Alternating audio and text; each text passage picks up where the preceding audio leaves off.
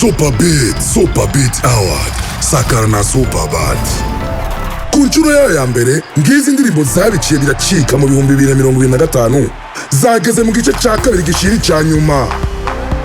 Ahandi ya Kirikou akiri biba bipfuye April, B-Face, D1 na Rino G, Chutam, D1 na Micho the Best, Gangsta ya Melodica SD, Hozana ya Adric Hakim na Fernando Aye, Aidu ya Sami Melody, Komsa ya CG, Kukanyuma ya Madi Bada Classic, Kurutare ya Avera Muhimbare, Matata ya Master Rands, Nivida ya Wiz Design, Nawe ya Esther Nish, Ni wewe ya Yannick Yuta, Nagaso ya Double J, Kirikou akiri na B-Face, Papa ya Victoria Steve, Samborele ya Dramati, C'est la vie ya Rino G na Monia Fleur, Tekken ya Gina Ginera, Umutima ya YM Music, Vazi ya Vania Ice. Ntuzucikwe kumenya 10 bazorengana mu gice ca nyuma. Ni mu kiganiro kidasanzwe kizoba kibiriraho kuri Budget TV ikana ku rubuga rwa Facebook Superbat Burundi.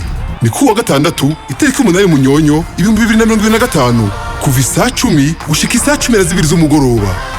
Mbega yemwe imodoka iri mutonore n'ubundi bushimwe butagase bugiye gutahukana abandi. Sakara na Superbat.